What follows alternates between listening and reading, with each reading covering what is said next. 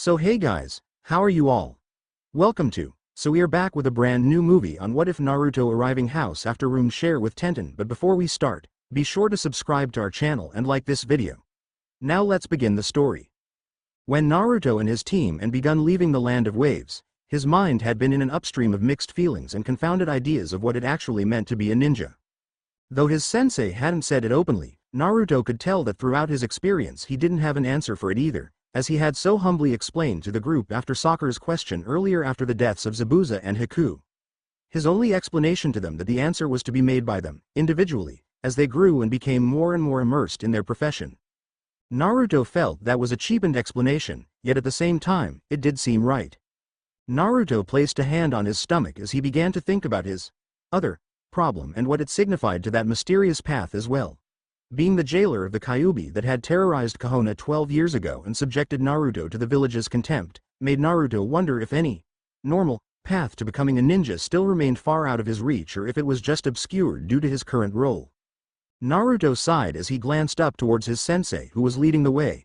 He dared not ask this lingering question openly and instead put it aside to ask Iruka-sensei when he got back.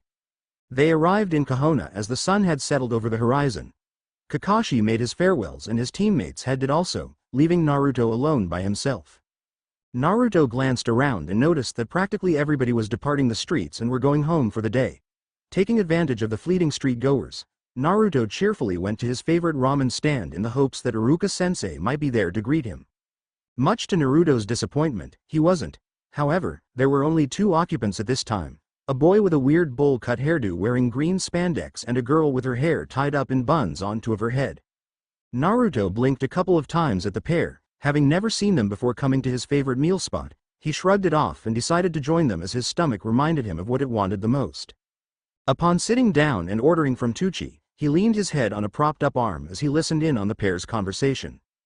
"Just you wait and see, Tenten. My power of youth will be at its strongest tomorrow and I'll be able to defeat Neji," the bowl-cut said, proudly. The girl sighed and set down the kunai she had been twirling around between her fingers as she, then, patted her companion on the back. "Of course you will, Lee. But, don't give your hopes up if you don't."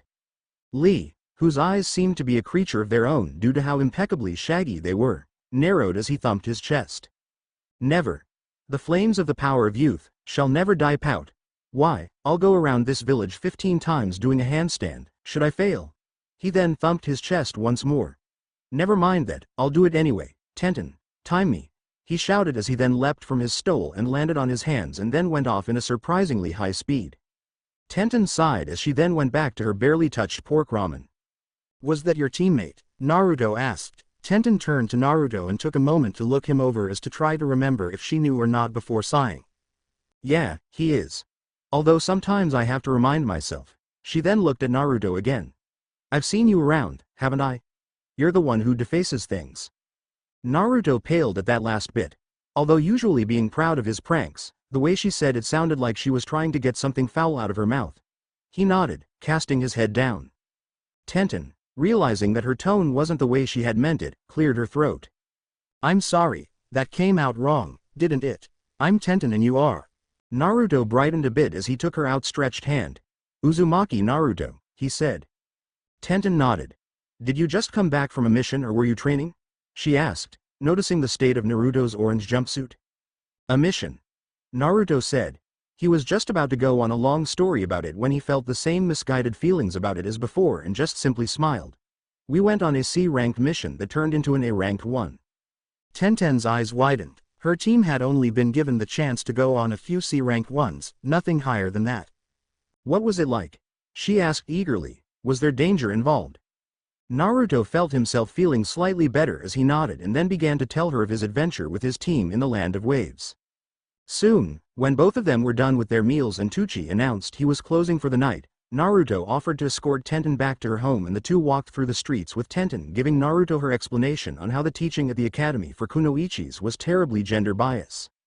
Naruto simply smiled as he nodded along with what she was saying, only adding his input in a few places. Soon, they had arrived at her place and he bid her farewell. Naruto felt he was going to get the best night's sleep after the little pick-me-up from his conversation with Tenten.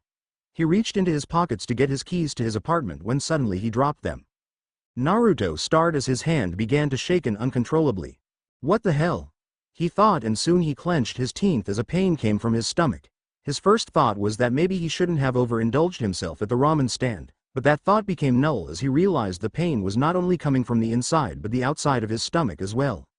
Naruto paled as he keeled over, and he then lifted up the bottom of his jumpsuit to expose the skin of his stomach and the seal on it.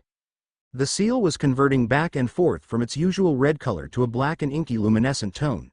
It went this way over and over again. Naruto panicked as a thought came to mind as to what this could possibly mean. The Kyuubi, and no. Naruto looked around in sheer terror, and then he looked longingly at the Hokage tower. I need to get taught Hokage one I need. His thoughts were interrupted as he felt the skin of his stomach being pulled outward, accompanied by an even more excruciating pain. Naruto's eyes widened in terror as what this may imply. He then settled on the thought that the Kyuubi was indeed trying to come out. He knew that should it come out, it would mean disaster for the village. With that in mind, Naruto limped painfully away from his apartment and trudged along, leaning against the sides of the building for support, as he made his way to the gates leading outside of the village.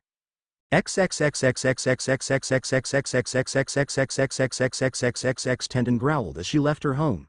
She couldn't believe she had left her favorite kunai at the ramen stand. She silently berated herself as she walked down the darkened street. Her thoughts took another turn as she caught sight of the ramen stand too earlier when she had that conversation with Naruto.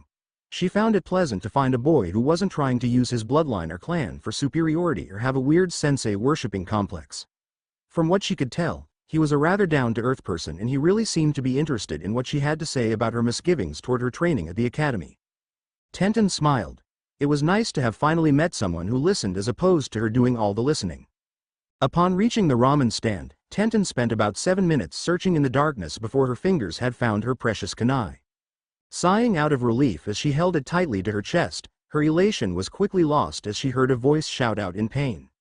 Looking and listening, she could hear it coming from the outside of the gates.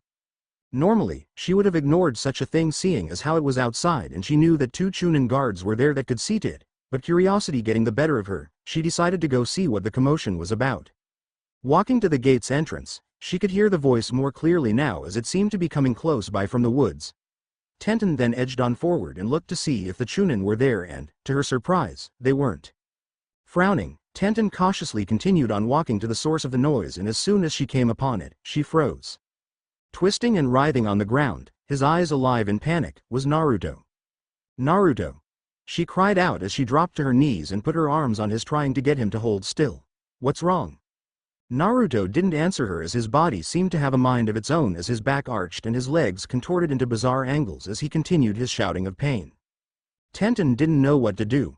Never once had she been trained for this sort of thing, nor had she any instruction on what to do. Instincts told her to run back to the village and get help. However, just as she was about to rise, she noticed Naruto's eyes roll back inside his head, and then he went completely still. Tenten turned pale and her voice trembled. Naruto? She reached out her hand to touch the boy in hope that she'd get a response and that this wasn't what she feared. A deep resonating growl caused her to retract her hand, and she started to back up farther and farther till she was leaning against a tree when a red gust of energy started to seep out from Naruto's stomach and slowly come out. Tenten stared, her bottom lip trembling as her mind went into a terrified state of confusion at the sight that beheld her. The energy came out in vast amounts and became as large as the trees that surrounded her and Naruto, and then larger. The energy soon began to take shape as the last of it came out of Naruto's body. To Tenten's horror, it was that of a fox. Her mind soon began to reel back to when she was little and of the stories her father told her of the infamous Kyuubi that had nearly destroyed the village 12 years ago. The demon that had killed the Yondaime and, supposedly, had killed it as well. The fox-like thing looked to be staggering and, to Tenten's surprise, whimpering like a wounded animal. Tenten was even more confused. Her confusion overwarped her fear, but it soon became panic as the beast then fell onto its side, resounding a terrible crashing sound that caused an updraft spanning out in all directions. Tenten threw her arms over her face as the gust of air hit her roughly. Moments later it had dissipated, and with it she could see, through a gap between her arms, that an eerie red, chakra-like air filled the area around her and Naruto that slowly dissipated and then was gone. Her heart still beating rapidly, Tenten waited for about 5 minutes before getting to her feet and cautiously surveying the area. What was that? She wondered. She half expected the red beast to jump out again, but seeing as how it was relatively safe, she turned her attention back to Naruto, who still lay motionless on the ground. Tenten gulped as she walked back to him and, once again, got down and put her hand on his chest, shaking him slowly. "Naruto?" There was no response. Tenten then placed 2 fingers to his neck and sighed in relief. There was a pulse. Suddenly, at that same moment, 5 figures appeared around her. One she recognized as the Hokage, the others being Iruka-sensei, and the other 3 were Anbu. "Tenten, what are you doing out here? What happened?" Iruka asked. Tenten, still overwhelmed by what had happened, tried her best to speak but stopped as she saw the Hokage raising his hand. "It's all right, Tenten. Come with us and try to regain yourself." Tenten nodded, slowly, and then accepted the offered hand of Iruka-sensei as the other 2 Anbu picked up Naruto, and soon all of them were headed back to the Hokage's tower. Inside the infirmary in a private sector of the Hokage tower, Sarutobi, among the many that were in the cramped quarters, surrounded the still, unconscious form of Naruto. The 3rd Hokage had been with Amino Iruka, debating about the current practices that were being taught at the academy when the 2 of them felt the enormous rush of chakra being upswept just outside the village. Both men knew what it could mean, and soon their suspicions were confirmed when they saw the huge, terrifying form of the Kyuubi come to life just outside the gates of the village. Just as quickly as it had appeared did they see that it quickly fell and then slowly broke apart in an eruption of chakra that flowed out. Wasting no more time, Sarutobi, and the Anbu present, along with Iruka, went to the source of the incident in fear as to what might have happened to the boy who had been keeping the Kyuubi in check for all these 12 years. As soon as they had arrived, they had found the boy unconscious and, to their surprise, a young kunoichi standing by him. Quickly, they had brought the both of them to the tower before any villager could come out. Now, they waited as the 3rd conducted several methodic tests on the boy to ascertain if any presence of the Kyuubi remained. Finally he sighed. The Kyuubi no longer resides in him, none of it, it's finally over. The room erupted in a heap of sighs that came from everyone, save the boy, the girl, and the Hokage. The girl, Tenten, looked confused over the whole matter. Although she had quickly deduced as to what the situation was, she was still ignorant as to the history or reasons behind it. Sarutobi knew he was going to have a long talk with her. "How's Naruto, Hokage-sama?" Iruka asked, eagerly. The Hokage turned back to the boy, his smile faint. "He'll be fine. He's most likely just exhausted." He then directed his voice to everyone. "I now must address the village, for I'm sure what they had felt just a little while ago." He then turned to Iruka. "Iruka, I need you to stay here and keep watch over him and Tenten. I'd like to talk to the both of them when I'm done consorting over the details of what just happened with the villagers and the council. I'll be posting 2 Anbu close by so there'll be no intruders." Iruka nodded. Sarutobi nodded in turn and then turned to 2 Anbu and nodded, which they did likewise as they escorted him out and then stationed themselves on both sides of the doorway. Once he and the rest of the Anbu had departed, Tenten looked up towards Iruka. "Iruka-sensei." Iruka, whose mind had been elsewhere, jumped a little out of startlement but quickly got his composure back as he looked down at his former student. "Yes, Tenten? Is Naruto really going to be all right?" she asked. Iruka nodded. "I really don't understand what's going on here. Why Naruto?" she asked, looking sadly at the boy. Iruka sighed as he pinched the bridge of his nose. "It's complicated, Tenten. You'll have to wait for the Hokage as, I'm afraid, he'll be better to explain than I could." Tenten sighed and nodded. As Sarutobi could have guessed, practically everyone in the village was anxiously awaiting the news. What with the Kyuubi's sudden reappearance and then disappearance, it was like throwing a rock at a hornet's nest. Everyone was in a state of unrest in Konoha. Standing before them, Sarutobi raised a hand to signify everyone to quiet down as he then addressed them all. "My dear Konoha. Yes, what you felt just moments ago was indeed the Kyuubi's sudden return. However, it was its last as our boy, Uzumaki Naruto's seal, drained it of everything it had left and, although it was free, it soon gave out as it collapsed and died just outside the gates of Konoha." Everyone started commenting louder, confusion was rampant, and the looks about weren't exactly forthcoming. Sarutobi decided he needed to say more. "I know you all are suspicious as you should be. Such a matter shouldn't be taken lightly with the destruction that happened to our village 12 years ago. But I assure you, my people, that we are safe. The Kyuubi is gone, now.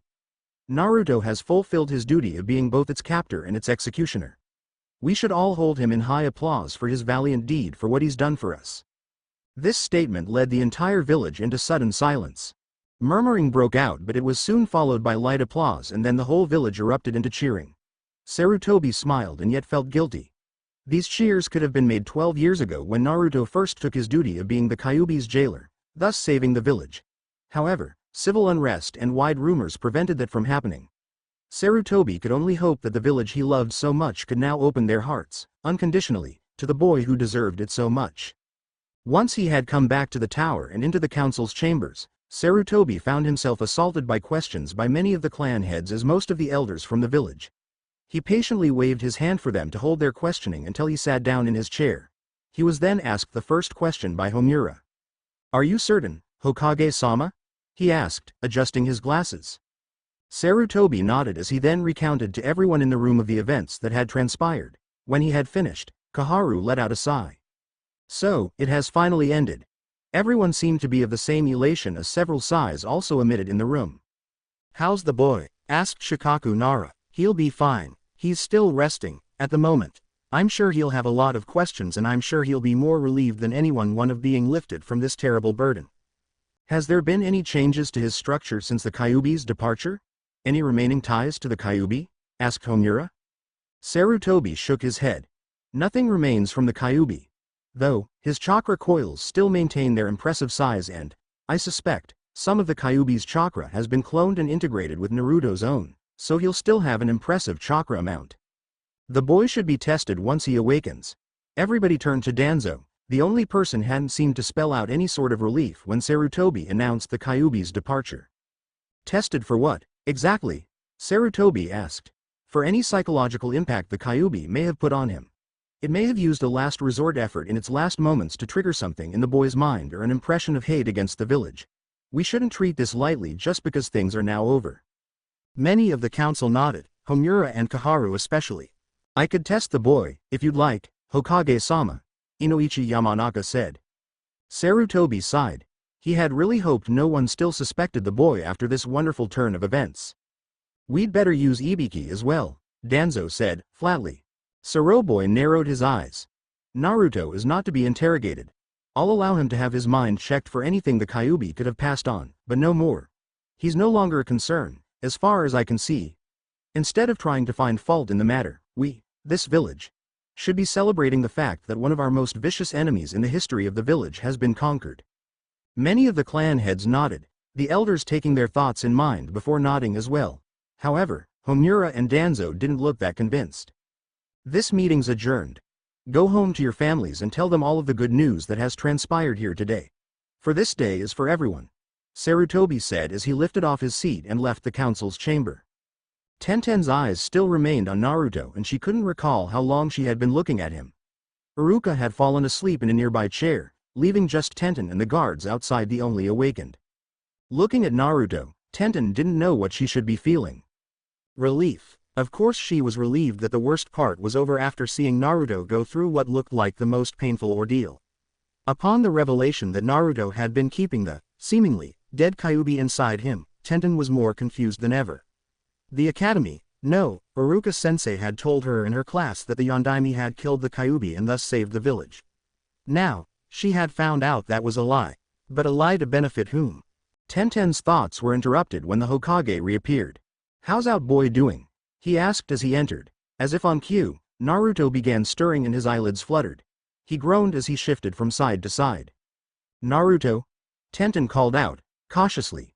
Naruto's eyes slowly opened and he took a moment observing his surroundings before turning his head to the people in the room. He tried to speak but his voice was raspy. Tenten got up and went to the nightstand by the bed and poured Naruto some water from the pitcher and handed him the cup. Naruto nodded, graciously, and took in vast amounts.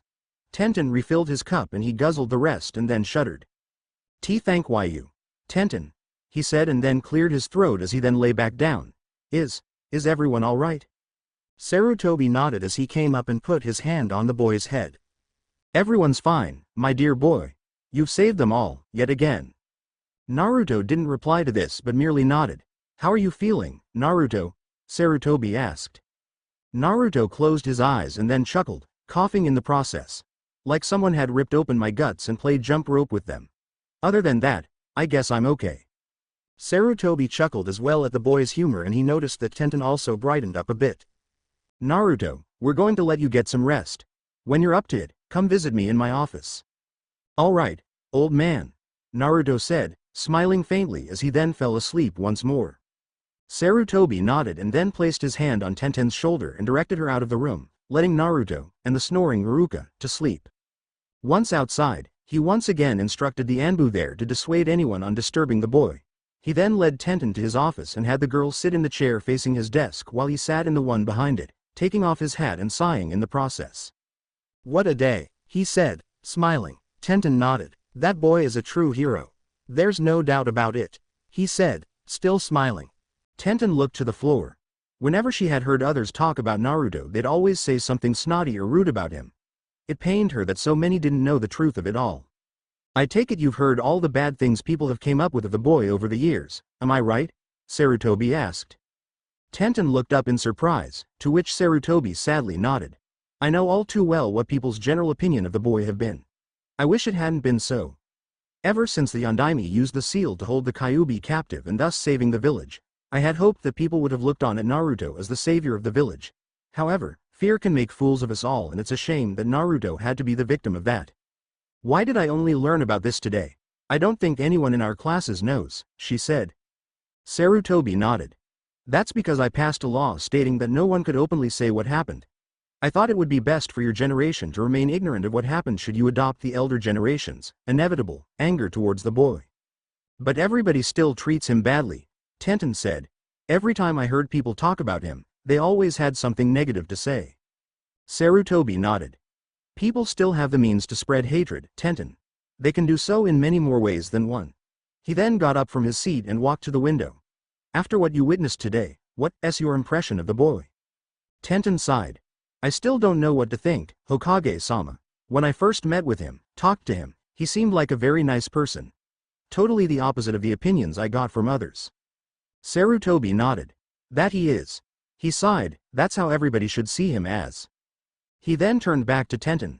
"I'm not sure how the public's going to react after this news settles. I'm even more uncertain as to how Naruto's peers are going to react once they hear the news. My law's been rescinded, they'll know everything now." Sarutobi then walked around and then knelt down as he placed a hand on Tenten's. "Tenten, I'm not sure what's going to come from this, but, seeing as how you were there for him during what has to be the most terrifying ordeal in his life, could you be there for him? I'm not ordering you, as this is a choice for you to make for yourself, but I'd like you to consider it all the same." Tenten nodded, feeling a bit honored for the Hokage of all people to be asking this of her. Sarutobi nodded as he smiled. "Well, I imagine you're tired. You may go home now and rest, if you'd like." Tenten nodded as she got up and soon opened the door and exited. Naruto awoke the following morning, and as soon as he did, he unconsciously fell down below toward his stomach, rubbing back and forth. He lifted the sheets of his bed to look at the skin and found, to his surprise, that the seal was no longer there and, instead, in its place, a scar was visible, it taking shpe of the seal that had once been there. He sighed as he gazed at the area, wondering a vast amount as he slowly let the sheets come back down as he lay back in his bed. He was finally rid of the thing that had made him the village's pariah. No longer would he be burdened with a demon residing inside of him. That made everything all better, right? Naruto hadn't the faintest clue. He was sure people like the old man and Iruka-sensei might be better to give him some clarity on the situation better than he could. With that in mind, he looked out the window to see how much time had passed. The sun's light was overhead over the horizon, and he could hear the morning's birds' calls come to life.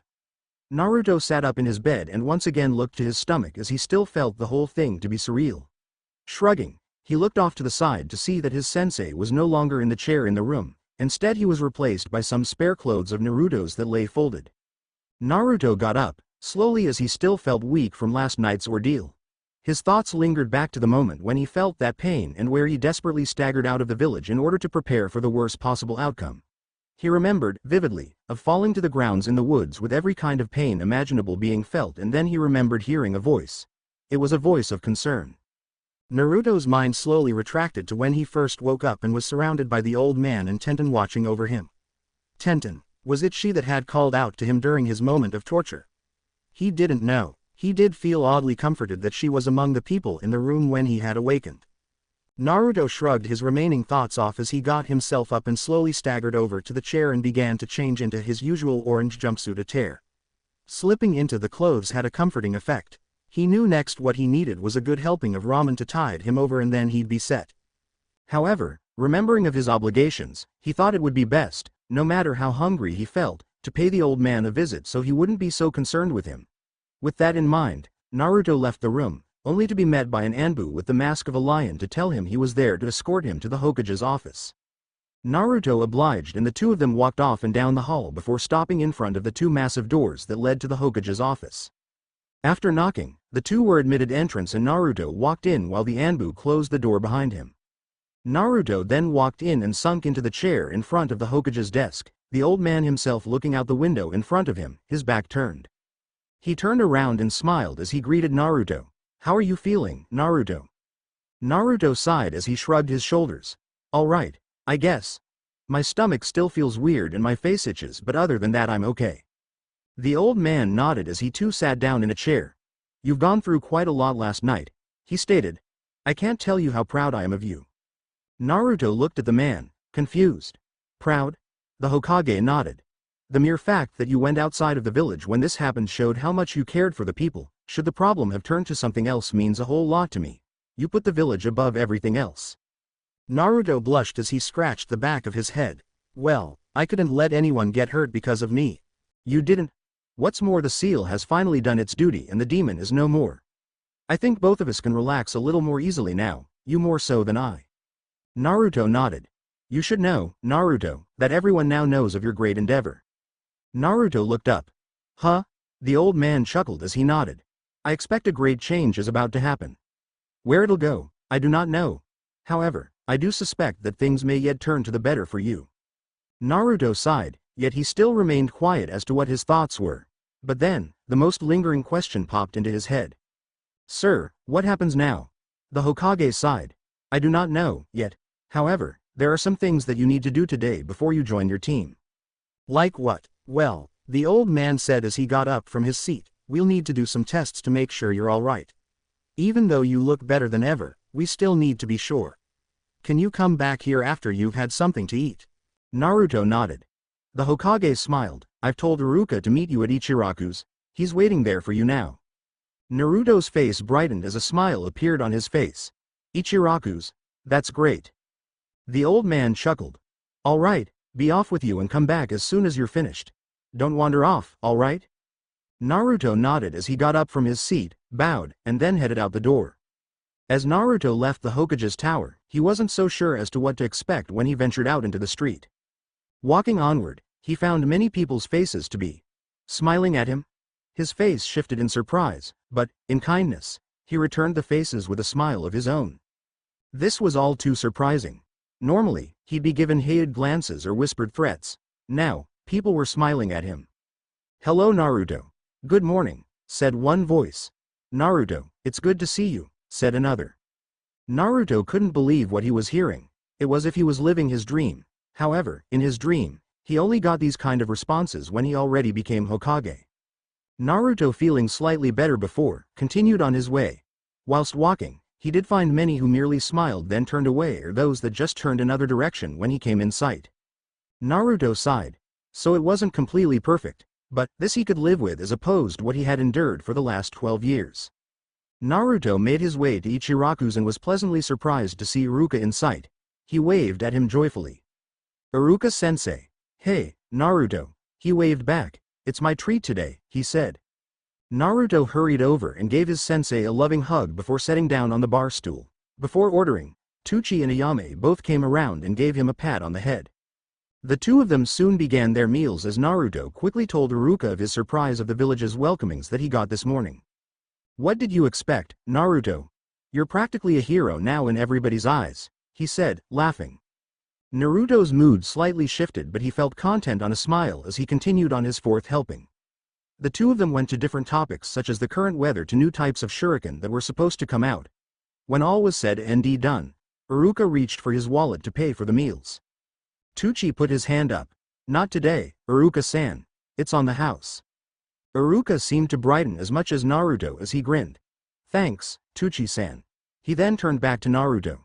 "So, Naruto, what have you got going on today?" Naruto, picking his teeth, sighed.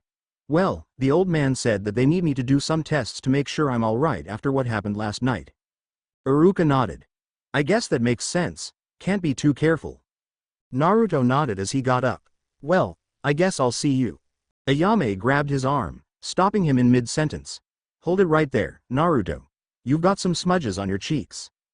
Naruto blinked. I do. She nodded as she took off the dish rag she had folded on her apron string and began to dab at his cheeks. After a few seconds, her face contorted. Huh. What is it? Naruto asked. Well, they aren't coming off, she said. Let me see. Iruka said as he glanced closely at Naruto's cheeks. After a moment of observation, and some dabbing of his own, Iruka's eyes slowly widened. I don't believe it. It can't be. What? Naruto was beginning to feel annoyed. I'll wash my face later, can you let me go now?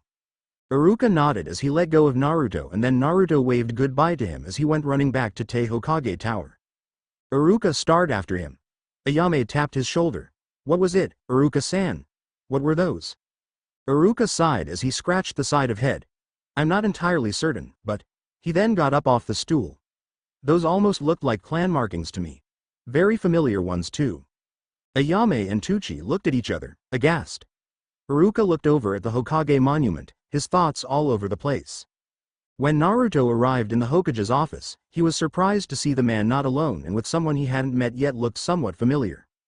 A man whose hair was platinum blonde, tied up in a ponytail, who seemed to have a kind yet weary look about him as if he had seen a lot in his time but commented on it rarely. The two looked up as Naruto entered. Ah, Naruto, come in. I'd like you to meet Inoichi Yamanaka, Sarutobi said. The man extended his hand. It's an honor to finally meet you, Naruto. Naruto accepted the hand and shook it, observing the man curiously. Yamanaka, does that mean you're related to Ino? The man smiled. You know my daughter? Naruto nodded. She's one of the many rabid fans of Sasuke Teme. Sarutobi groaned as he closed his eyes. Inoichi merely sighed and nodded. That's her all right. Although, I wished she had other things to talk about at the dinner table than her crush on the boy. Nato smiled and held back a chuckle. Now then. The Hokage said, getting their attention. Naruto, Inoichi, here, is going to be conducting some tests on your mental health. Naruto scowled as he then crossed his arms in defiance. I'm not crazy, old man. Both men chuckled. I'm sure you aren't, Naruto, Inoichi said. What I'm going to be doing is merely poking around to see if I can find any lasting parts of the Kyuubi in your mind. Naruto gave a worried expression. That sounds painful. Inoichi shook his head. It's painless, trust me. In the end, it'll have felt like you have just eaten too much ice cream. Naruto scratched the back of his head and shrugged. I guess it's okay, then. Inoichi nodded and led Naruto to a chair in the room where he had him sit down. He then went behind him and formed one of his hands into a sign. Now close your eyes and hold still. I need you to remain still for this whole thing and only open your eyes after I tell you to, alright? Naruto nodded as he grimaced and closed his eyes tight. Inoichi then muttered something under his breath and then he quickly grabbed and clutched the back of Naruto's head. Naruto's fingers dug into the arm rests of the chair as his head felt like it was on fire. In his mind it felt as if there was a draft of air, circling about and then stopping in certain places for a short while but then moving again very quickly. Whispering could be heard in various instances as the air-like presence moved about, but none of it was coherent enough to make out. The grip on the back of Naruto's head tightened for a moment and then slowly released as Inoichi let out a sigh.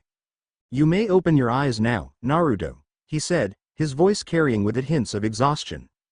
Naruto slowly opened his eyes and, when he did, he felt his head throbbing continuously. He held a hand to his head and began massaging his temples.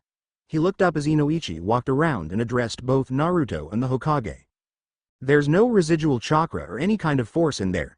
As far as I can tell, he has the healthy mental status for a person of his age. Although, he does dwell too much on ramen. He added the last bit with a laugh.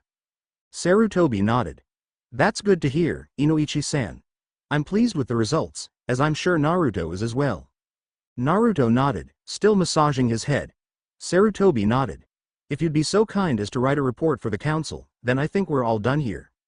Inoichi bowed. It'll be in shortly, Hokage-sama. Sarutobi nodded and then turned to address Naruto. Well, Naruto, seeing as all this will be behind us, I'm giving you the rest of the day off to do as you wish. Tomorrow I'll be sending you and your team on another mission. Naruto nodded as he got up and proceeded to head out. Naruto? The Hokage called out. Naruto turned around and looked questioningly at the Hokage. He then broke out in a grin. Oh, right, I'm sorry. He then walked to Inoichi and bowed in front of him. Thank you for what you've done, Yamanaka-san. Inoichi waved a dismissive hand as he grinned, one identical to his daughter's. Think nothing of it. Naruto nodded. Naruto, you've got some smudges on your cheeks, there. Sarutobi said, tapping a finger to his own cheek. Naruto sighed, yeah, I know. I'll wash it off when I get home. He then waved as he turned and proceeded, once again, out. See you tomorrow, old man. He then opened the doors and exited the room. Sarutobi, still looking at where Naruto once was, placed a thoughtful hand to his chin as he began to stroke his goatee. Inoichi, noticing this, asked, is something wrong, Hokage-sama? Sarutobi's mind raced a little before he resigned and closed his eyes. It's nothing. At first, I thought those smudges were something else entirely, but now, I don't think so. He then went back to his desk. Naruto had his hands on top of his head as he walked along the streets, taking in the air of the village around him as the pain to his head was slightly going away bit by bit. He wasn't at all sure as to what he should do today, seeing as how he was full from lunch and that his teammates were most likely somewhere else. The best thing he could do at this time was train, which brought a smile to his face as he thought of the new experiences he was going to have with training as he no longer was subjected to the fox. However, the more he thought about, he quickly reminded himself of some of the limitations he was now going to experience. No longer would he be able to pull out so many cage bushins at once as he now had to rely on his own chakra reserve. Despite the setback, he was happy that he didn't have to worry about the sudden risk of the demon emerging from him and thus causing harm to so many around him. It was all behind him now. Smiling, Naruto ran off to one of his favorite training grounds, thinking about all that he could do to make his strength even stronger, and he started mentally set a list of exercises and techniques he could practice. Upon reaching the training grounds, he noticed that it was already occupied. Tenten was there, her hands going in a blinding speed as they went to the sides of her legs to her kunai and shuriken pouches and then in front of her as she flung endless amounts at the makeshift dummies in the arena space. Her breathing was rampant and it seemed her brow was overly condensed by sweat. Naruto gaped in awe and admiration as he watched her. Never before had he seen someone exert so much energy into throwing and looking at the results on her targets with such deadly precision and accuracy. Naruto gulped and he promised himself never to get on the bad side of the weapons master. Naruto slowly made his approach as Tenten seemed to stop for a bit of respite. Her hands clinging to her knees as she bent forward, breathing hard. Her attention was fully on analyzing the result of her throws, and only when Naruto whistled out loud in awe of her performance did she turn to see him. You're good, he stated as he grinned. Tenten smiled amidst her breathing. Thanks, she broke out between breaths. You here, to train, as well? Naruto nodded. He then formed a hand sign and used the cage bushin and created 3 clones of himself. He walked with the clones to a clearing just several feet away from the dummies, and got into stance and waited for his clones did the same. Then, Naruto pulled out a kunai as one of his clones got into a taijutsu stance, another whipped out a pair of shuriken, and the last brought out a bow staff. Naruto closed his eyes and took in a lasting breath before reopening his eyes as he quickly darted forward, his clones doing the same. Tenten, who had first been surprised by Naruto's ability to make physical clones, and 3, no less, could only watch with anticipation as the boy and his clones converged and the melee began. Focusing on the Naruto with the kunai, as she assumed he was the original.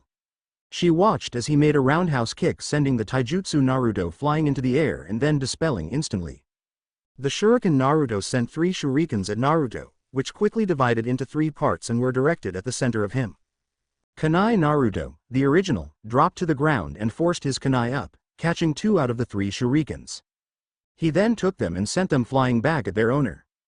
Bow staff Naruto came up quick as he whipped around behind Naruto and sent the staff flying at his head. Kunai Naruto caught the staff on his kunai, but the force caused him to falter and he immediately stumbled backwards. Meanwhile, shuriken Naruto had dodged the shurikens that had came at him and he was now bringing out 4 more which he threw.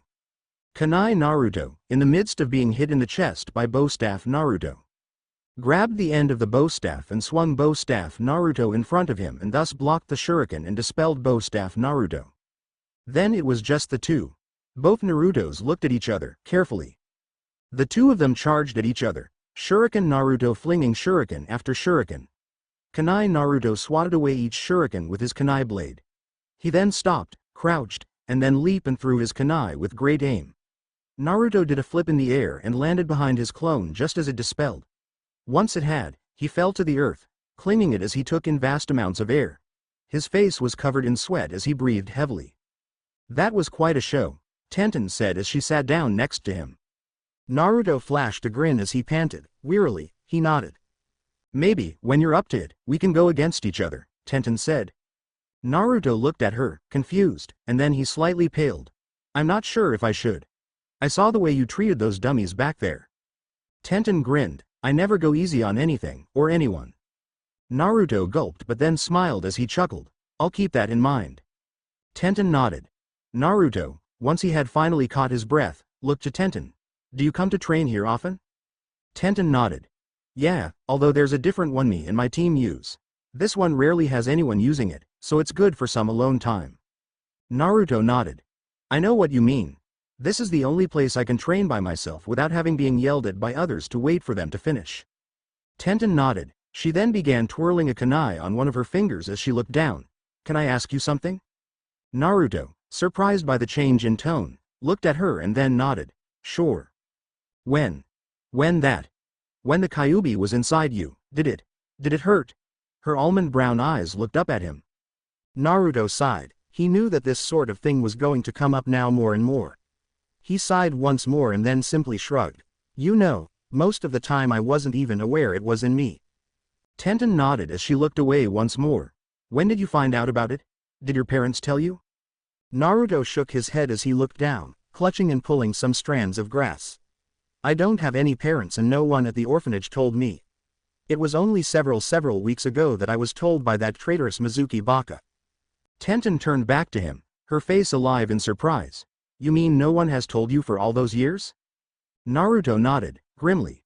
The Sandeem's law prohibited anyone ever telling me, although, I did get some hints when people used to throw stuff at me and call me things like, demon, or, fox brat, though, I didn't really understand what they meant, at the time.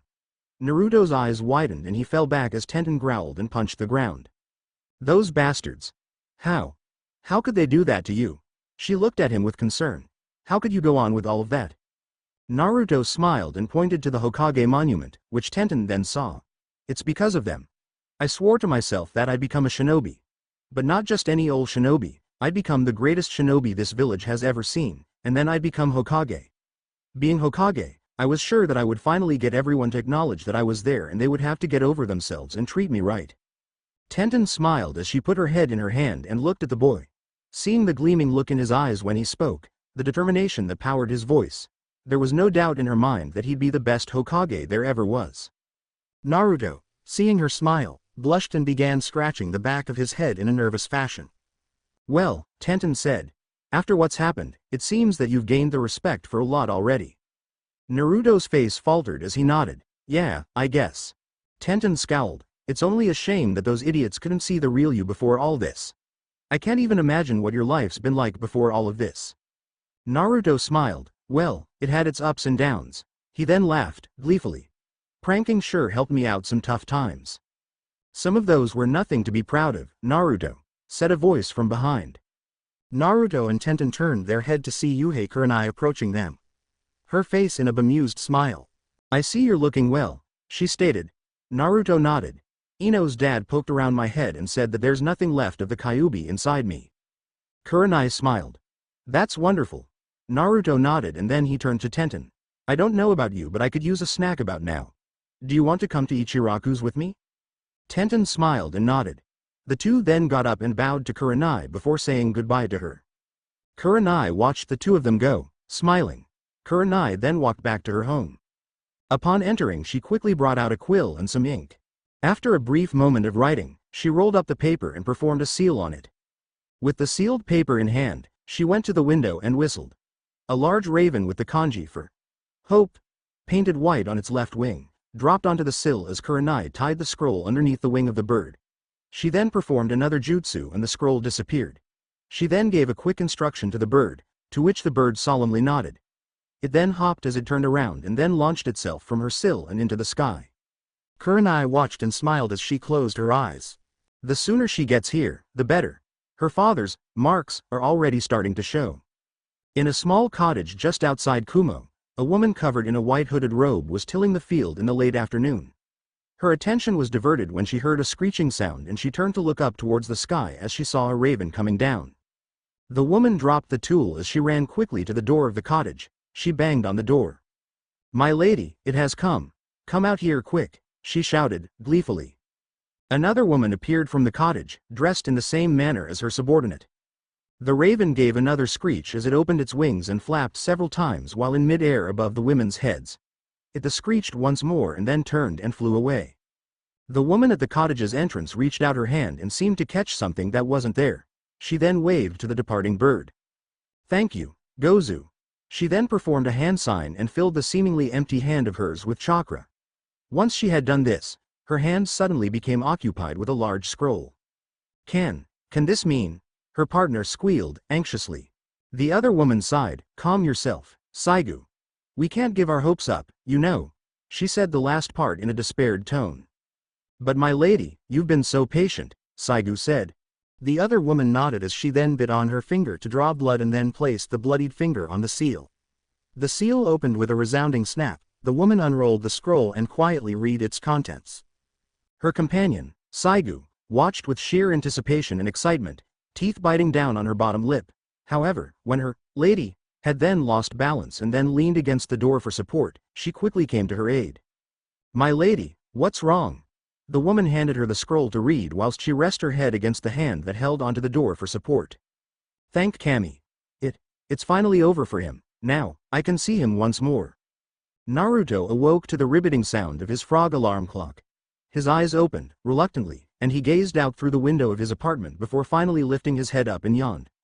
Rubbing two fists to his eyes, he used one to force the alarm clock into silence. A brand new day, he thought to himself, groggily. He swung his feet out and onto the cold wooden floor and he made about his usual morning routine. After dressing himself, he made his way into the kitchen and opened his fridge. Taking out a carton of milk, he stopped himself before applying the spout to his lips. Raising it up to his nose, he sniffed, and then gagged. The carton fell flimsily out from his hand and splattered on the floor, its thick contents making a small layer. "I really hate mornings," he sighed as he went about cleaning up the mess before finding alternative means for breakfast. Half an hour later, Naruto went at a brisk pace as he set out to meet his teammates over at their training grounds. He felt excited as he knew today the old man was going to give them another assignment. He wondered to himself if it was going to be any different than the experience both he and his team had got in the Land of Waves. Naruto arrived at the training ground 14. He stopped before entering to try and find the forms of his teammates. It didn't take long as he saw Sasuke leaning against a tree at the far end and Sakura close by to him. Naruto smiled. He wondered how his recent recovery had affected his teammates. Walking over, Naruto broke out into his patented grin and waved. In return, he got a smirk from Sasuke. Well, the Dobi shows himself, and here I thought you'd stay in bed for the rest of your life." Naruto returned the grin. "Not a chance, Teme. Nothing's going to keep me from my dream of being the best shinobi there is. I will be Hokage." Sasuke h'd and crossed his arms. Naruto looked to his other teammate and, to his surprise, she was looking away.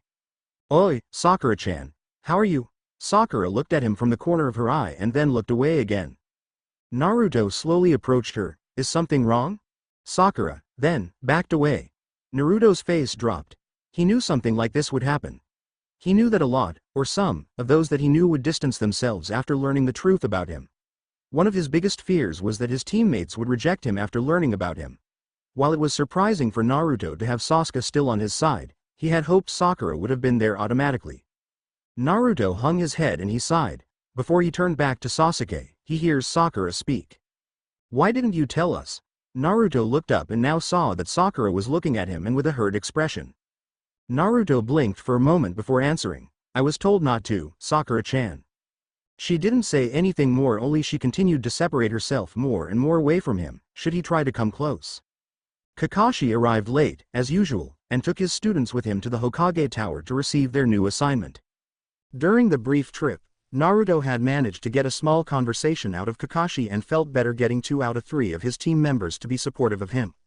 Kakashi, during their conversation, mostly inquired onto Naruto's current well-being, to which Naruto related some of the things he had to endure whilst proving to people that he was indeed free from the Kyuubi, and also the changes in the villagers.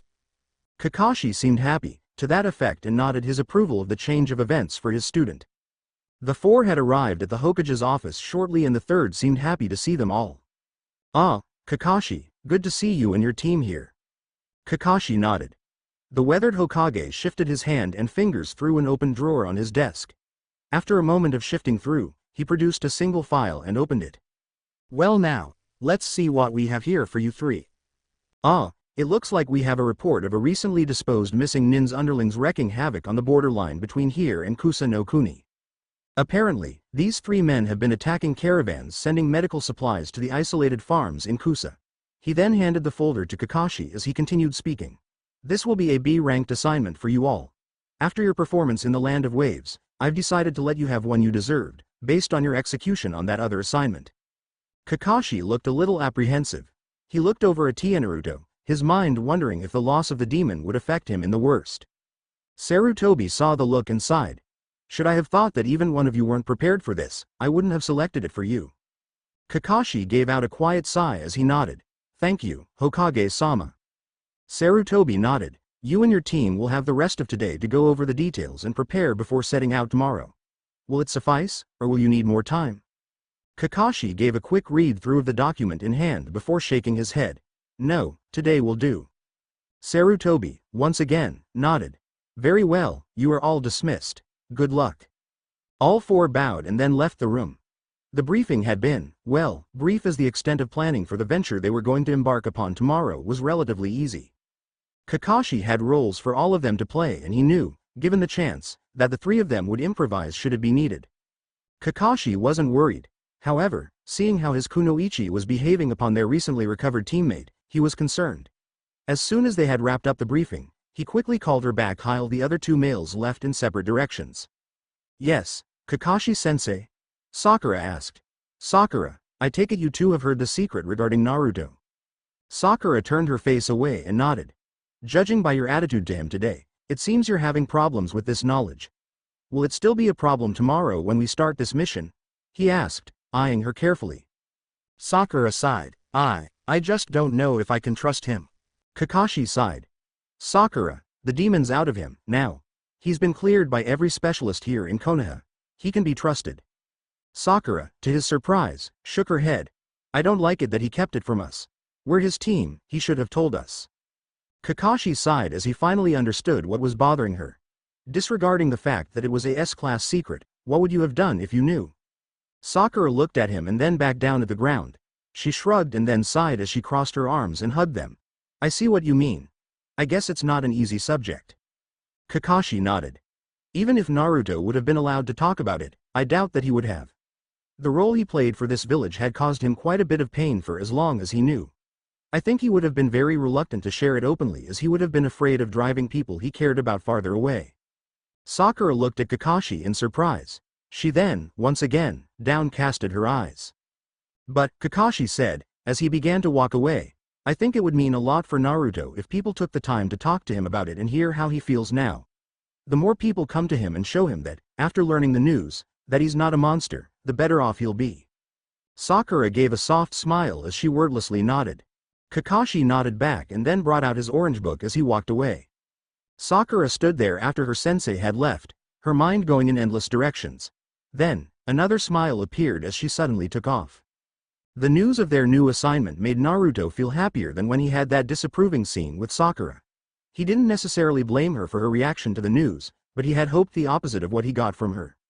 Naruto shook his head of the depressed thoughts he got from recalling that scene. No, I got to get it together. I mean, so what if she feels that way? Naruto's thoughts had ended as he soon saw a person he was hoping to see today. "Hey, Tenten-chan," he called out loud. Tenten, walking with her team, blushed hearing the suffix attached to her name, as well as the blonde-haired boy waving and running towards her. Maeda Guy, her sensei, smirked as he first looked at the approaching youth and then looked to his own student. "Ah, the glorious flames of youth burn brightly today. Tenten, you've been busy, I see." Tenten went scarlet red. "What? Ah yes, I see what you mean, Gai-sensei. Naruto's youth burns brighter than it has in the past days. Tenten, you brought him out of the darkness and wheeled him into his normal youthful power." Lee responded, in vigor. Tenten blinked.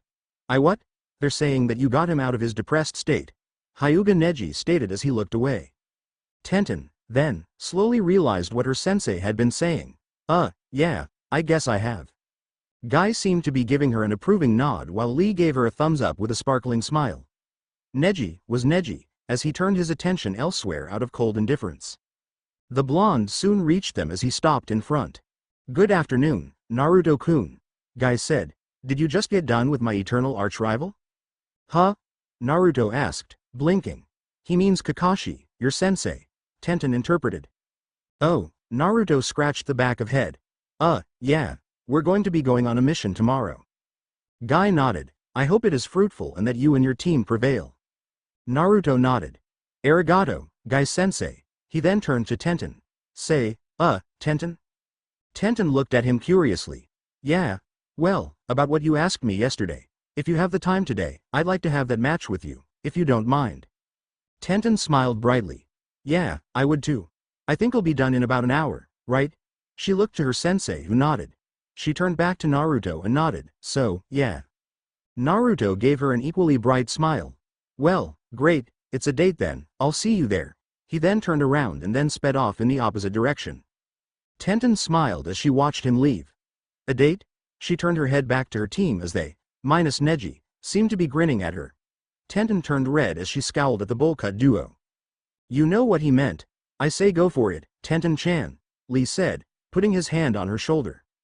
Tenten felt her irritation rising and she brushed off Lee's hand, in a huff. She muttered, idiots, before walking past them. As Tenten was making her way to the training grounds to meet Naruto, Tenten did stop in her thinking to ponder on the subject as she had found her earlier reaction rather half-honest. She had been dwelling on Naruto a lot today as the revelation upon his circumstances that were revealed to her yesterday had a profound impact on her. She remembered feeling angrier than she had ever been when hearing him tell her about his treatment and abuse at the hands of their village. That and how she felt impressed about how he had treated it. In a way, she was envious of his calm, carefree attitude when he was faced with those things as she knew, if it were her, she would have taken a more violent, direct route. She was never one to let things go against her and she'd be damned if she would let anyone treat her in that kind of fashion. However, learning on how long Naruto had endured this kind of emotional, and sometimes physical, abuse, she wondered how long she would have lasted before finally snapping. Tenten arrived at the training grounds shortly. Her arrival was quickly met with Naruto smiling and waving at her as soon as she came into his sight.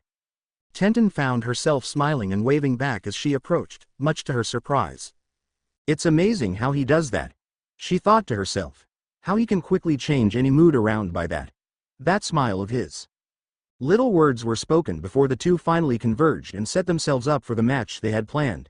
Tenten had brought out her scroll, ready to bring out heaps of weaponry. Prior to setting up for their skirmish, Naruto had told her that neither of them should go easy on each other if they really wanted to have a proper match. Tenten nodded at this as this is what she wanted as well. The two stood apart from each other a couple of dozen of feet. Naruto had brought out 2 kunais as he then had casted 4 kage bushins, all armed as he was. As soon as they came in, he then began his running assault at her. Tenten smirked as she then brought forth a series of bomb attached with sharpened barbs and another series of kunais attached with explosive notes attached to them, at him.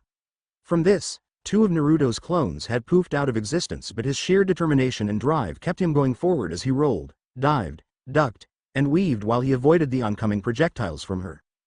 Tenten then launched a multitude of shurikens at him, all of them coming at multiple angles as a means to limit the amount of room where he could possibly avoid them. Naruto, at a fast pace, managed to knock a number of them away from him using his kunais. However, his thighs got grazed in a number of areas from the ones he missed or deliberately let through his guard. He had a very devious smile about him as he continued on forth. Tenten raised an eyebrow as she was trying to determine what was going on in his mind. Then it came to her quickly as she saw that his clone wasn't there and there weren't any traces of smoke to indicate that she had eliminated it. Listening, she could hear approaching footsteps from behind her and she quickly, in one smooth motion, raised her scroll up and removed a long rapier from its contents as she blocked the attack coming from behind. The clone was putting all its strength onto her blade and Tenten felt her legs locking and being brought down in response. She quickly pumped chakra into her arms to gain more strength as she brought the blade upward and tossed the close off of her. Then, she sliced through the air and managed to catch the clone through the torso, thus taking it out of the game. Turning her attention back to the original, who was almost within reach of her, Tenten brought the blade forward and parried a round of strikes Naruto made against her. Now it all became a back and forth struggle as their weapons struck against each other in their desperate bid to try and catch the other off guard. It was rigorous and tiring, yet both she and Naruto seemed to be utterly determined to not give in so quickly. Tenten smiled. She was enjoying this. Lee was never one to spar off against her as he only excelled in taijutsu and their matches were only limited to him dodging her advances. Neji was all about speed and was obviously the victor in it. But now, with Naruto, Tenten felt she could finally use all her training to her advantage than having it squandered off. Their battle had been going on for nearly over an hour now and both were showing signs of exhaustion. Tenten had finally managed to catch him in the arm, forcing him to release the kunai in his left hand. He managed to get her in her right shoulder and in her left thigh, forcing her to use the full strength of her left arm. Then, as he began to make her back up, Naruto's foot accidentally caught on a root coming from the ground and he lost his entire balance. Before Tenten could do anything, he toppled forward abruptly and knocked her down with him. Tenten felt the sudden impact of the back of her head meeting the ground and she winced as her mind shot around in the brief pain. Groaning, she opened her eyes and shook her head and then her face went red as she felt Naruto's body upon her. He slowly put his hands flat on the ground on both sides of her and pushed himself up. "Sorry about that," he said, apologetically. "No worries," she said as she leaned against her forearms and brought the upper part of her body up. Both of them were breathing hard, numerous cuts all around their bodies. "Well, I gotta say," he said, "that's been the best workout I've had in a long time." Tenten nodded. "Yeah, same as for me." Naruto then pivoted himself and sat beside her as both continued on in regaining themselves. "Hey Tenten." She turned to him. "Yeah? Do you think we can meet up and do this more often?" he asked. For some reason unknown to her, Tenten turned a slight shade of red as she nodded. "I'd like that." Naruto nodded, his foxish grin coming out in full force. "I have to say, with all the people I've matched up with, you're the best by far." Again, Tenten's face blushed. "Thank you." Naruto nodded. He then wearily got to his feet and brushed off the dust from his orange jumpsuit. He then observed the cuts in it and various rips in the fabric. He sighed. "Well, there goes another one." Tenten felt a pang of shamefulness on her part on ruining his clothes. "Sorry about that." Naruto looked at her in confusion. "Why? I told you to go all out." Tenten nodded. "Yeah, but still, all the same, I'm sorry about it." Naruto shrugged. "It's okay, I can live with it. I'll just buy a new one after my mission tomorrow." Tenten nodded as she then turned her gaze to the ground. A smile came to her face as she thought of something. "You know, I know this really great place where you can get some clothes at a discounted price. They're still open right now, I think." Naruto looked at her, quizzically. "Okay, but I'm fine with these until I get paid after tomorrow's mission." Tenten shook her head. "Naruto, your right sleeve is almost at the point of ripping off completely and," she blushed and turned away, "your boxers are showing in a lot of areas around your hips." Naruto looked down and paled as he tried to pull up his pants to try to conceal his undergarments, with no luck. I didn't think it was this bad," Tenten chuckled. "Well, it could be worse if I had gotten more aggressive with you." This time, Naruto turned red. "More aggressive?" Tenten smirked as she nodded. "Yup. Now, let's see about getting you some new clothes. You can always buy another jumpsuit after you get paid tomorrow, right?" She had said, jumpsuit, cautiously, trying not to make her disapproval for something so loud in color and restricting in some certain movements. Naruto sighed and nodded. "All right, I guess." Tenten nodded and she accepted Naruto's hand as he picked her up off the ground. Her face did another turn as she felt his warm, worn hand against her slightly worn one. As the sun was beginning to set in the early evening hour, Tenten and Naruto still made their pace quick as they got to the shopping district of Konoha. They soon came in front of a small shop called Edo's Simple Wares and Gears. Tenten explained to Naruto how Edo Himori was a friend of her family as she introduced the two. The meeting had been brief due to Edo's need to close soon, so the two thus went searching for clothes. Much to Tenten's chagrin, Naruto's fashion sense was next to nothing as he seemed to try to find something closely resembling his original jumpsuit. Tenten grabbed him by the wrist and led him away from the jumpsuit collection and led him off into different areas, all the while asking him about his sizes in clothing. After some resentment and reluctance, Naruto gave in and gave her what he knew to be his sizes. She then grabbed a wire mesh black shirt along with a black pair of black pants and told him to change into them. While waiting for him, Tenten, worried that they may need more time, asked Edo if he could remain open for a bit longer, to which he seemed to give her a knowing wink, much to her embarrassment. After trying several times to convince him otherwise, Naruto emerged from the dressing room and Tenten literally found her jaw dropping. It became clear to her that Naruto's orange bulky jumpsuit did him a disservice in appearance as it hid how well-toned he was for a boy of his age. His arms were well built as well were his shoulders and back. His chest was firmer than most kids his age and his stomach was flatter with a bit of rise in muscle. Tenten then remembered how Naruto had told her that he had nearly been training every day in his life since he was 5 when he had decided he wanted to become the best shinobi there ever was. He was definitely making the progress to getting there. Tenten-chan. Why are you blushing? Does it look bad? He asked, worried. Tenten shook her head as she tried to tone down the color of her face. No, not at all. You look great actually. Now for the last bit. She then went to another aisle and produced a leather trench coat that was his size yet wouldn't hinder him in any flights whether they be in speed or random movements. Once she was satisfied with his new appearance, she took him to a mirror and let him see for himself. At first, Naruto looked over many times to try and familiarize himself with his new look. He then made a nod of approval. It's okay? She asked. He nodded again. It's new, but I think I kinda like it. Tenten smiled as she then led him to Ado at the register. Ado caused both teens to blush when he announced that since they were a couple he'd let them have a 50% discount.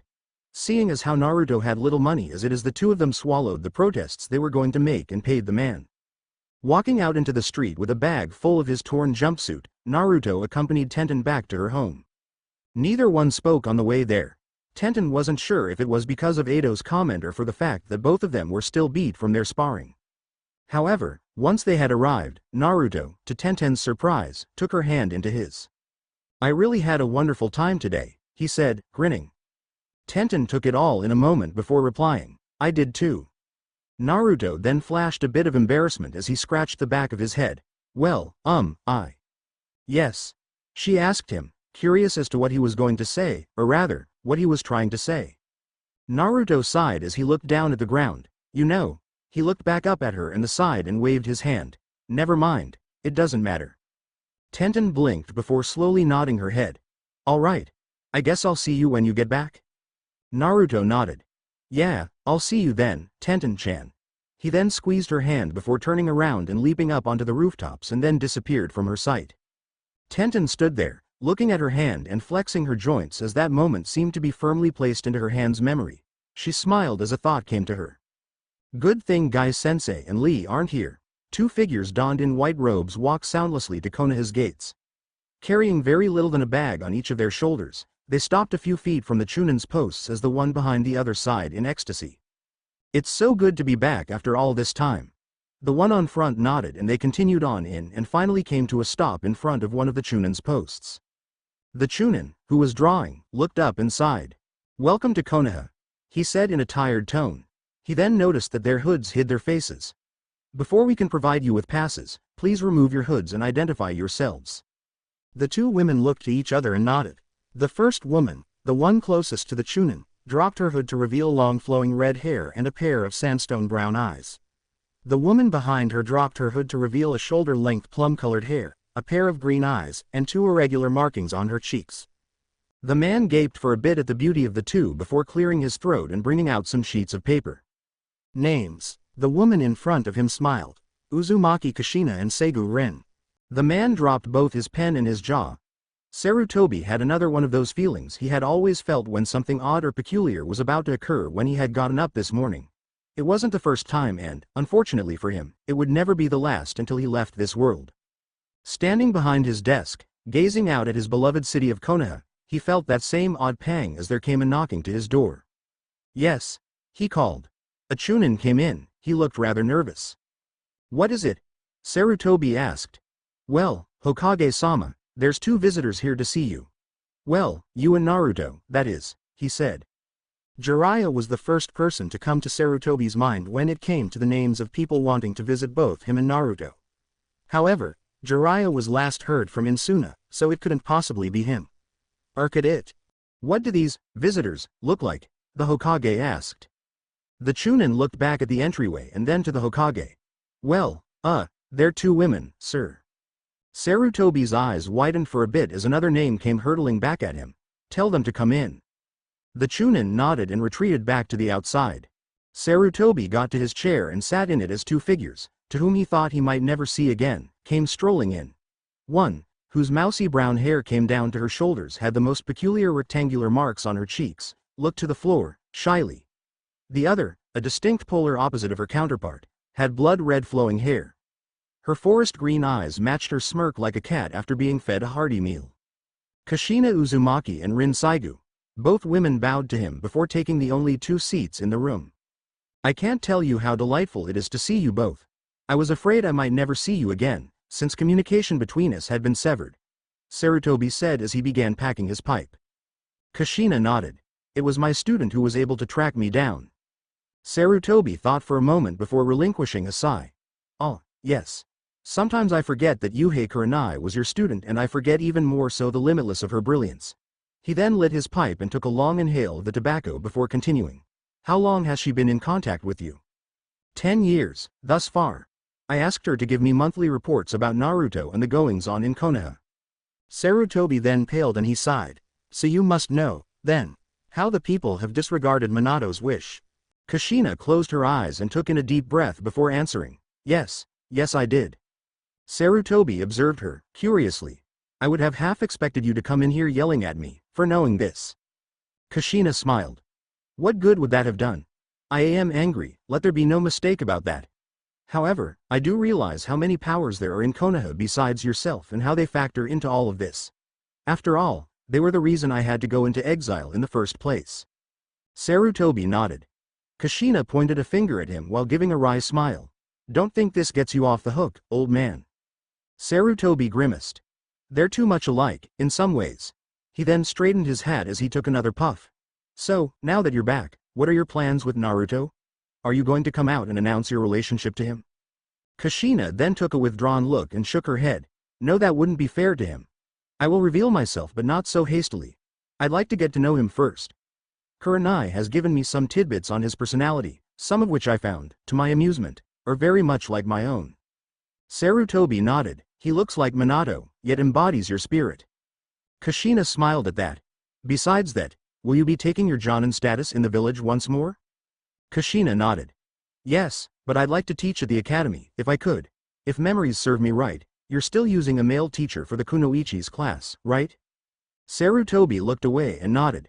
Kushina smirked as she rested her chin onto her propped-up hand. Something's never change. Sarutobi coughed and then looked to Rin, who hadn't spoken yet but just observed. And you, Rin? The meek woman looked down for a moment before looking up. I'd like to work with a cell, like Kakashi's doing, if I may. Sarutobi nodded. That'll be fine, but the next graduates won't be coming out till next month, right after the Chunin exams. Will Konoha be hosting them this year? Asked Rin. Sarutobi nodded and he turned back to Kushina. Kakashi tells me that after they come back from their mission, he's going to nominate his group to participate. Kushina nodded. I'll be excited to see Naruto perform, even though I think he's still too young for it all. Sarutobi smiled. Since I have you here, I can show you the report Kakashi gave on their trip to the Land of Waves. Kushina brightened and both she and Rin listened as the third Hokage brought out the report Kakashi had made and told them of Naruto and his team's exploits on that mission. It took a lot to surprise Kakashi. He had thought it would take even more for his students to surprise him. However, during their trip, they had managed to find their targets a lot sooner due to a plan his three students Shad came up with during their travel to the area between Kusa and the borderline to Fire Country. The three had devised a plan where they'd survey a traveling medical caravan and look for any signs that its destination was to be driven off. Should this fail, they would try another one. But, seeing as how all caravans went the same route to reach the pocketed farming communities where the medical supplies was to be distributed, it really seemed the best bet to just follow one. The three would observe from different angles and they would send a signal through the paper cranes Sakura had made, which they would lace with their chakra to fly out into the air, thus giving the signal. No later than an hour had the first bird made its ascent into the early afternoon sky. 2 more followed seconds later. The team then quickly converged on the three waiting to ambush the caravan. From what Kakashi could tell, Sasuke was the first to subdue his target as he had struck the back of the man's neck from behind, sending him into unconsciousness. Naruto was quick to follow as he had 3 Kage Bushins tackle his opponent and then quickly tie him up and gag him. Sakura was a little slower, though, what she lacked in strength, she had made up with cunning. She had laid out a false ground and had used a genjutsu to have the man go in the wrong direction, thus leading him falling directly into the pit. She then had struck him with a senbon needle laced with a sleeping compound. In no less than 6 minutes, they had achieved their objective. Kakashi was impressed. The three that stood before him were different than those who barely managed to pass his bell test. The way they had devised their plan and how they executed it affirmed Kakashi's prior belief that they were ready for the Chunin exams. Upon securing all three of the highway robbers, the four of them led them back to Kusa to where they'd be imprisoned. Upon leaving, Kakashi noticed that his students' moods seemed a little down. "Why the long faces?" he asked. At first, none of them spoke. Naruto, of course, was finally the first to convey his feelings. "This was a little disappointing, sensei. I was hoping for someone like Zabuza to go against out here, not chumps like these."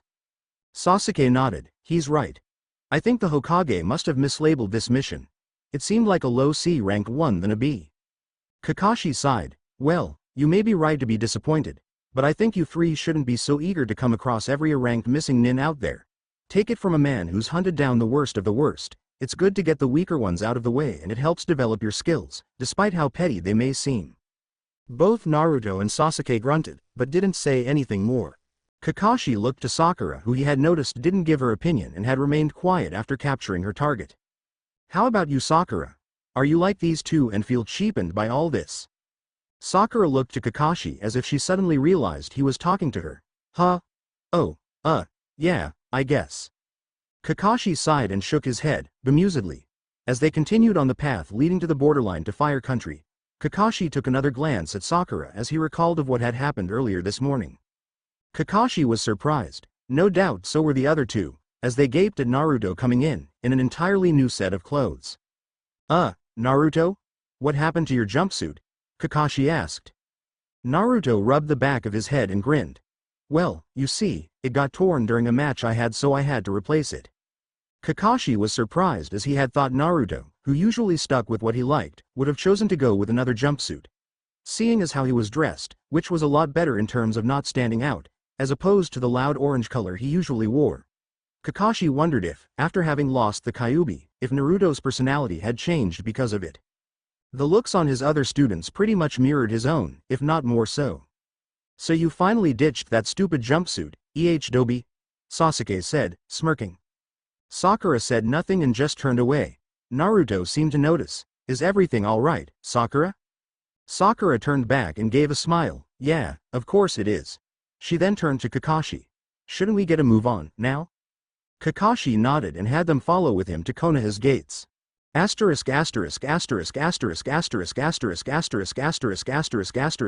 Kakashi wondered what had caused Sakura to do that. He had thought that their discussion yesterday had brought her around to her teammate, but maybe it wasn't enough. However, something told him that may not be the case, as she had seemed to be her usual self once the three of them were devising a strategy to capture the highway robbers. So if she wasn't still uneasy about Naruto's situation, then what? Kakashi allowed those thoughts to be unanswered as he led the team into Fire Country. Tenten was having a bad day. Between having to put up with her sensei's, Andali's, outbursts and then go through Neji's training regime for himself. She often wondered if she really had an importance to her team. So far, she has felt that she's been only useful in making sure the rest of them were up to speed. Guy-sensei had tried on occasions to give her guidance, but that was last year when the team was formed. Ever since then, he seemed to be reluctant to help her out as his knowledge and use of hand weapons were limited, as he was a taijutsu specialist. Now, as if to add more insult to injury, Tenten's team were brought forth to the Hokage's office, where he asked Guy to spare one of his team to help show around a recently returned shinobi. Guy, at first, thought about his three students drawing lots to choose who among them would do this task. However, Lee piped up, reminding Guy that he needed to teach him some stances that he promised. Neji stated that he wouldn't be able to have the time, as Heishi was going to teach him later this afternoon. So, having no prior obligations to get her out of this, it all led to Tenten having the duty to lead whomever it was around Konoha. Tenten stood outside of a local inn where she was supposed to meet with the shinobi she was going to show around, thinking mutinous thoughts. Luckily, those thoughts were lost as she replaced them of her time with Naruto and the time they had together yesterday. That had been one of the best days of her life. Naruto had treated her like a real shinobi and not some silly little kunoichi that he had to be careful with so that he wouldn't hurt her. Their match had been the best exercise and the best way to fully utilize her skills. she had enjoyed thoroughly. It was rather funny, to her, that it had been with the village's pariah. The boy people just to gossip about as he would perform one prank after another. Tenten frowned at that. She hated the fact that people were so quick to judge him and never took the time to get to know him to really have an informed opinion. They just went with the flow. They didn't know how kind he was, how generous, how uplifting. Her thoughts, then, went to the image of how he looked in the skin-tight wire-meshed shirt she had picked out for him yesterday. Tenten's eyes widened and she shook her head as a blush appeared on her face. What on earth was that about? She asked herself. She looked away as she asked herself, do I really think of Naruto as that? As what? Said a voice in front of her. Tenten turned on the spot as was met by a tall woman with long ox-blood-colored hair and striking forest green eyes. Tenten snapped herself away as she realized the woman had asked her a question. Nothing, never mind. The woman smirked as she nodded. All right, are you the one who's supposed to show me around? Not that I really need it, but a lot has changed, probably, in 12 years here, I guess. Tenten nodded and then looked surprised. 12 years? The woman nodded. Yup. She then extended her hand. I'm Kushina, by the way. Tenten nodded as she took her hand. Aramasachi Tenten, but please, just call me Tenten. Kushina nodded. Well, Tenten, I was wondering if you could show me to the academy first since I'll be working there as of tomorrow. Tenten looked surprised. You'll be teaching at the academy? Kushina nodded. I'm going to replace the male teaching staff for the kunoichis. Tenten brought forth a big smile to this. That's great. Finally, the kunoichis will be taught something other than pouring tea and flower picking. Kushin smiled and nodded. I see you weren't a big fan of the class either, am I right? Tenten nodded. It was the poorest excuse for a class and sadly it degrades kunoichis that want to be taken seriously.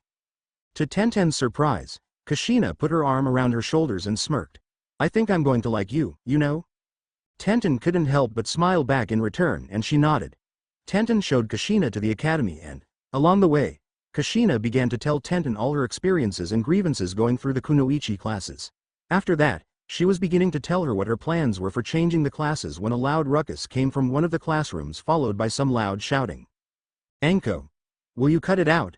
I need to grade these papers, said a male voice. Oh come on, Iruka, you work too hard. I know, let's go out for some dango. Come on, what do you say, big boy? Said a very loud woman's voice. Hey.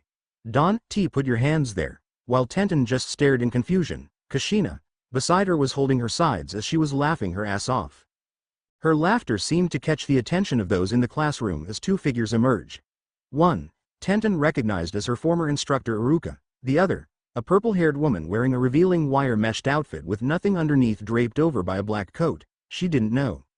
As soon as the two caught sight of them, the purple-haired woman seemed to be startled and was whispering. K Kushina? Kushina wiped some tears away from her eyes as she nodded and smiled. Iruka turned to Anko. Who is this?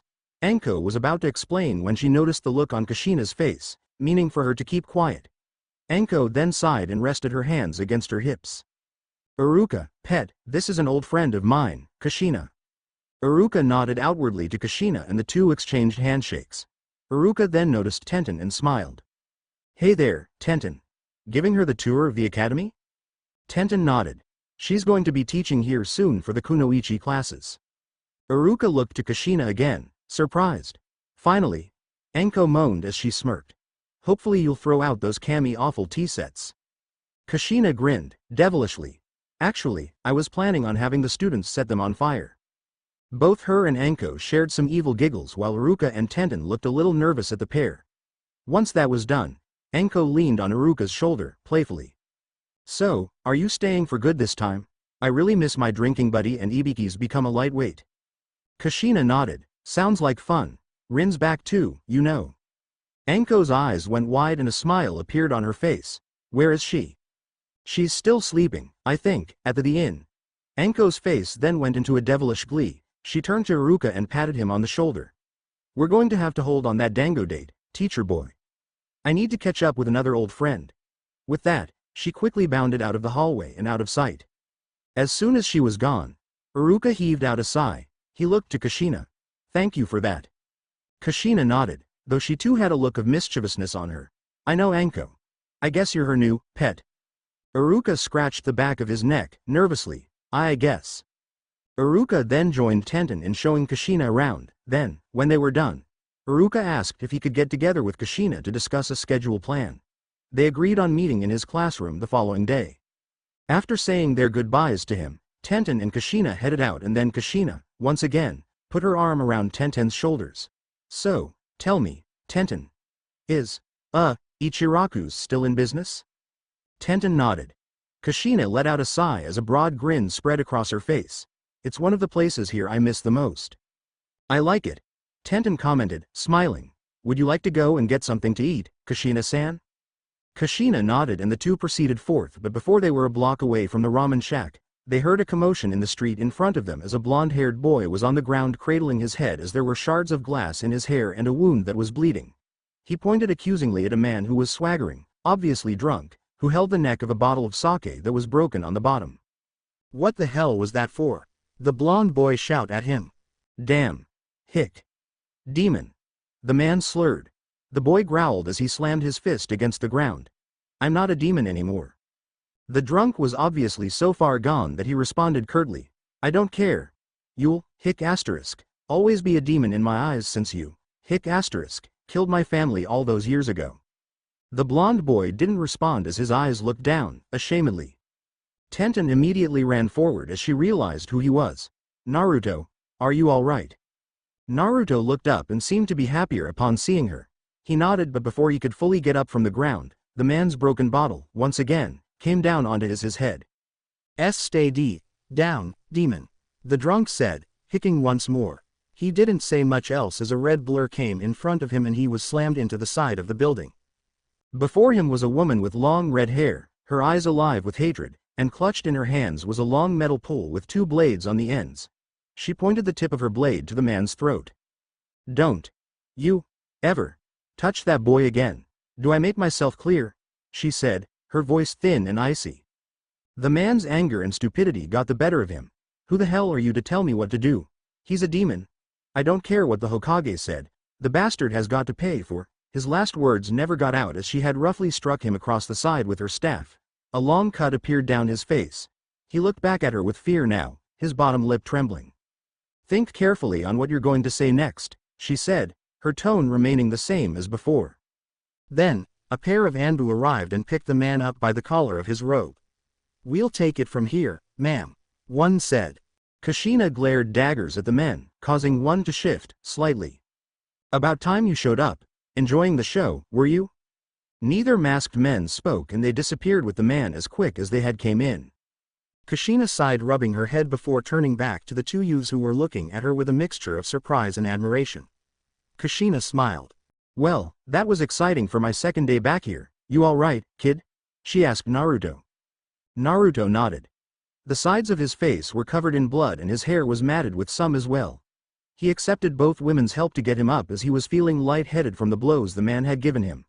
Leaning most of his weight onto Tenten, Naruto looked up at the red-haired woman. Thank you for what you did. Who are you? Kushina thought for a moment before sighing. Well, to tell the truth, She stopped as she felt she should reconsider telling him today as the boy's eyes were closing and reopening several times. Kushina then waved a hand. I'll tell you later. Right now, let's get you cleaned up, all right? Naruto nodded as he continued to be supported by Tenten as the three of them went to an outside barbershop in the district and asked the man if they could use the water basil to wash off Naruto's blood and get him cleaned up. The barber gave his permission, provided that they clean and sanitize the basin afterwards. The two girls then took some wash rags and proceeded to remove the blood stains from his face and head. Naruto, at first, protested against them doing this as he felt he could do it himself. However, his coordination was a little jumbled and he couldn't really focus on where to clean, so, in the end, the women were left with the task. Kushina had finished first with his head and was now applying some light bandages and wraps to it. Tenten was still in the process of cleaning Naruto's face. She stopped as her fingernail accidentally caught hold of one of 6 peculiar scab lines that ran diagonally from his cheek to the corner of his jaw on both sides of his face. Her fingernail had managed to lift the scab up and, what was underneath, caused Tenten to immediately drop her rag. Naruto? She asked, still fixed on his face. Yeah? He asked. How did you get these scabs on your face? Naruto thought for a moment. Well, I thought they were smudges like before, but during our mission today I found out they were scabs. Why do you ask? Tenten looked to Kushina to see if she was seeing what Tenten was seeing. In Tenten's fingers was the long strand of scab that had come off Naruto's face. Where it had once been was now a perfectly blue line that seemed to shimmer. Kushina slowly touched the other scab lines and brought them away to reveal the other 5 blue lines on Naruto's face, 3 on each side. Tenten noticed that Kushina's eyes were wide and her lower lip was quivering, forming words that didn't come out. Naruto, now, looked really worried. What is it? Seeing as how Kushina wasn't going to speak anytime soon, Tenten brought forth a mirror from her pouch that she used to survey behind objects, to show Naruto what they were seeing. Naruto took hold of the mirror and looked at himself. His eyes went inexplicably wide. His hand immediately went to the lines on his face and he found the lines to be cool to the touch. What is this? He asked. Tenten shrugged as she didn't have a clue. It's your heritage, Naruto. Both of them turned to Kushina, whose face had a soft but worried smile on it. My heritage? Naruto asked with a confused expression. Kushina nodded. Uzumaki males are the ones to usually inherit them just after their 12th birthdays. Uzumaki Jinto was the last. Naruto blinked. Uzumaki. Jinto? Kushina nodded. Your grandfather. My father. Tenten, this time gaped at the woman in surprise and confusion. Then that means. Kushina nodded as she was still looking at Naruto. I'm your mother, Naruto. The end. Thanks for watching. Also remember to subscribe and like this video. See you in the next video.